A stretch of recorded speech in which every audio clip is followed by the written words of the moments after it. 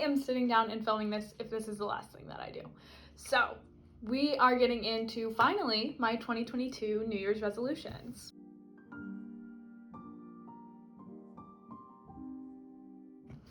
They're not even really resolutions, more like habits and goals that I want to implement into my life, which kind of sounds like, I don't know. But let's get into them. It is January 26th today. Because I'm filming this so late into the new year, I can tell you if I've actually been putting these into practice. And if not, hopefully we can work on ways together to implement them for me. Okay. So, the first thing is to prioritize eating whole foods. Towards the end of 2021, I was having horrible digestive issues, and honestly, the beginning of this year, I've been having really bad digestive issues too. I know I should probably go to a GI specialist and figure out what's going on, and there's something that I'm allergic to or something, but I just figured that eating whole foods is probably not going to hurt me anymore. And I say that with a grain of salt because I understand that there could be an allergy that I have to certain foods that I don't know about. But I know that sugar is way worse for your gut bacteria than something like an apple. You know, there are just natural nutrients in that. So I have been implementing more whole foods, less processed foods into my diet. I've been doing pretty well, honestly. I can't think of anything that I've been consistently eating that's processed. Every once in oh, you know what? Dark chocolate. Dark chocolate, it's good for your gut, but it's processed. So dark chocolate is something that I have probably like 4 pieces every single day, so that's definitely processed. Also, alcohol, it's been a little bit hard to cut out for me, so that's not a whole food. But the majority of my meals are made up of whole ingredients, whole foods, spices. I've been buying fresh spices, which is not something that I ever did before. But yes, so prioritizing whole foods. So far, this goal, like habit, whatever you want to call it, I've been doing pretty well. I think I'm happy with where I'm at with that. Okay, the next one, the next one is moving my body for at least a 30-minute walk every day. Now, this one's hard to calculate because I walk a lot because I live in London, obviously. So I am walking, but that doesn't feel like a walk to me. A walk feels like you go out into nature and you walk 30 minutes straight, or you walk on a treadmill for 30 minutes. So I think I've been moving a little bit more, but every single day, no, there's no way I've been moving for 30 minutes every single day. Like, not in a walk form, you know. That leads me into my next one though, which is prioritize doing yoga. So I set a goal for myself this year to do yoga every single day for 365 days.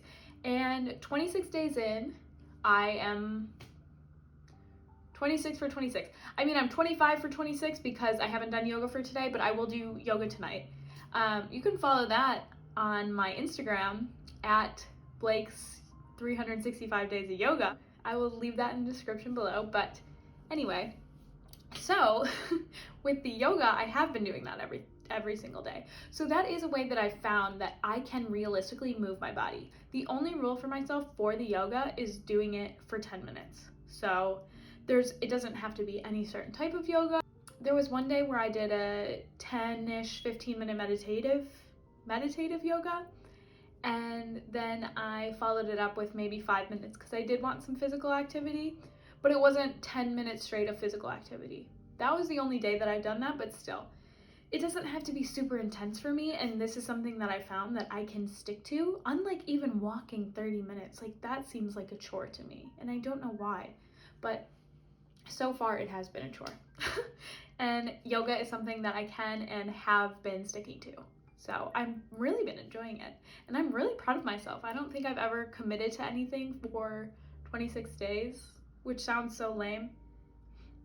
I don't know. It feels new and it feels really good. And I'm proud of myself. Okay, this next one's really, really cheesy, so excuse me, but fall in love with life. So I don't know how long I'm gonna be in London. I really, really don't have any idea. I could leave in July. I could leave in December. I could leave next April. I could leave 2 years from now. I don't know. those are all possible routes with the visa that I'm on right now. So I kind of just want to make the most of it, you know? I'm kind of leaning towards leaving in July or December, just because, you know, I like it here. I don't love it. But, and I don't feel like I can start my life yet. I feel kind of paralyzed, and I would like to just maybe move back to the States, because then I feel like I can start my life again and like get stuff from Home Goods and, you know, just like collect stuff that's mine. But that's besides the point. Anyway, I would love to fall in love with life. So I've been planning things and going out with more people and just doing things that make me feel good and make me feel okay with being a person. Because towards the end of the year, my mental health wasn't horrible, but I just like felt sluggy. You know, I was just kind of waking up at like 1 p.m. and not that there's anything wrong with that. I still kind of do that. I mean, it's more like 11:30, but I want to take over the day. That sounds so stupid. I don't know. I want more out of the day. You know, I want more out of each day. So this is something that has still been a little bit hard for me to incorporate into my life or find a way to realistically do. But I think I found little things. Like today I went out with this girl that I met on Bumble BFF, and that was super fun. And that made me feel like alive, like there are people in the world and like there's potential to make friends, and it just felt really good. And 2 weeks from now, I'm going to see my friend Emma in Glasgow, and I'm taking a 5-hour train ride there and then a 5-hour train ride back a couple days later. And I'm so excited for that. And it's just stuff like that, maybe planning trips, you know, just doing little things. Even going to a coffee shop is kind of living for me, like just getting out of the house. Not weighing myself for an entire year. So I had an addiction to weighing myself. I did. There's not even a doubt in my mind. I was fully addicted to weighing myself. I would weigh myself. This has gone on for years, since high school at least, like 3 times a day. I think the longest I ever didn't weigh myself was maybe 1 week maximum. I couldn't ever just do once a month. I couldn't do any of that. I don't know why. I would weigh myself in the morning, and then I would go to the bathroom and weigh myself again, and then I would eat and go for a walk or something, and then I would weigh myself again. I would weigh myself before bed, and it was just, it's so triggering for me. I can't do it anymore. So I just said no scale. And I didn't throw the scale out or anything. Like, it is still sitting in my closet. But 26 days into January, I don't really think about it. I don't think like I need to wake up and weigh myself like I thought I did before. I don't know, but my goal is to not weigh myself for the entire year. I don't think anything good has ever come from my knowing what I weigh. It just makes me feel bad about myself. And I'm kind of over it, and it's not reflexive of how I feel like I look in my body. Yeah, I'm not supremely happy with my body, but I'm definitely okay with my body. And I don't need a scale that's gonna tell me 10 pounds more than what I think I am. I don't need a scale to validate how I feel about my body anymore. I'm really over it. And honestly, I didn't think I would make it these 26 days. Like, I really do feel like I could do it. I could go the rest of the year without weighing myself. I think doctor's visits are going to be hard, but I already turn around anyway. So as long as I can't see it on the paper, I should be good. But yes, so not weighing myself is another goal, resolution, habit, whatever. Work hard. So towards the end of 2021, like I said, I felt like I was going through the motions. I didn't feel like I was putting any effort into anything. And I do kind of still feel that way this year. I feel like I'm doing more things. I'm reading, I'm getting out more, I'm showing up to classes, I'm doing my homework. So I think I'm doing like the bare minimum, but here's another goal, is to make writing a priority. That's not something that I've found an easy way to implement into my life. And honestly, writing is not easy. So I don't know why I think I'm just gonna find this magic quick fix. Oh, one day you're gonna be a writer. I know that I have to put in the work to do that. And I really, really do want to work hard this year. I want to be so busy that I'm stressed out, because most of the time I'm just sitting and I'm doing nothing, and it doesn't feel good. It feels good in the moment, but then you just don't feel productive. I don't know. I just feel like that's like a universal understanding. I don't know. The last thing is to heal my gut.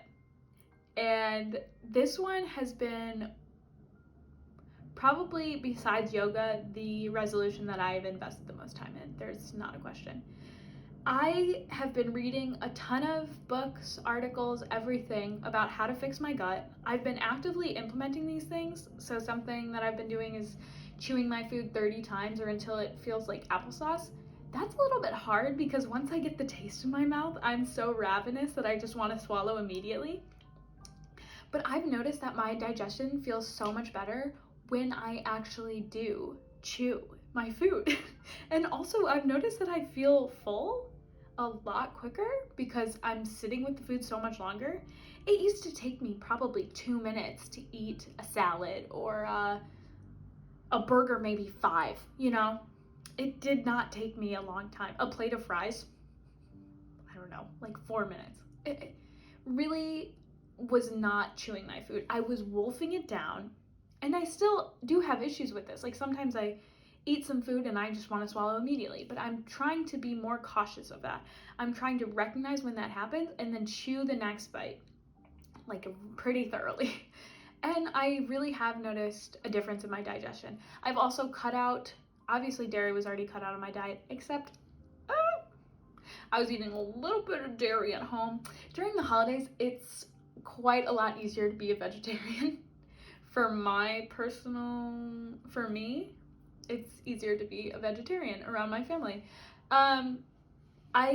It's not like I'm eating like pizza and stuff, but like sweets that have milk in it, I love. I can't. I'm thinking about peanut butter balls right now. So good. Anyway, yeah, so it's a little bit, I was eating a lot of gluten and dairy over the break. So I cut those out and I have noticed an insane difference in my body. I was taking vitamins and I only took them for like a week straight, but they were making me feel really nauseous. Even if I would have food, the vitamins were making me feel sick. And I know I need them to become a regular part of my diet, but I didn't like vitamins. But that's another thing that I've been trying to do to heal my gut. And what else? I've been trying to stick to, this is pretty recent to the last week. So the last week or so, I was having horrible digestive issues, like sick to my stomach, thought I was going to need to go to a doctor. Like I was terrified this was going to be the rest of my life. Thank God it wasn't. It only lasted about a week, but it was like paralyzing shocks from the under area, you know, where they be connected.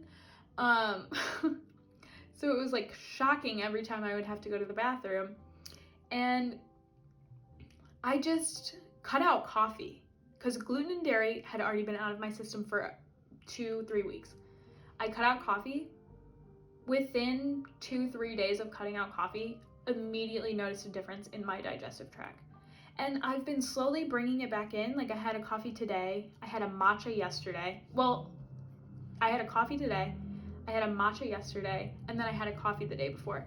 And I haven't, like, it didn't feel good. Like I can tell that I get really bloated after I drink coffee and I feel a little bit ill. Also, the caffeine was giving me anxiety, but anyway.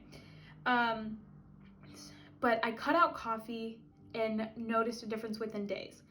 And I also started eating more anti-inflammatory foods like tomatoes, turmeric, things like that. I just looked up gluten-free, vegan, anti-inflammatory, which most of it is gluten-free anyway. And I've noticed an extreme difference in my digestive tract. Like just what it is producing is completely different than how it used to be. And I've cut out a lot of sugar. The only thing that I can't really cut out, I think I mentioned, was alcohol. I don't know. It's not like I have it every night. Like I have it like twice a week, but it's just something that I like to have and it feels like a treat to me. I'm not drinking beer because I can't because of the gluten, but wine, apparently red wine is okay-ish. Okay-ish. Not good, but the best out of the worst for your digestive tract. So I've been drinking a little bit more red wine. I still have cider because I really like cider. But I haven't really noticed bad digestive issues from alcohol, to be honest, because I don't drink that much. I'll have like 2-3 ciders and that's it, you know, twice a week.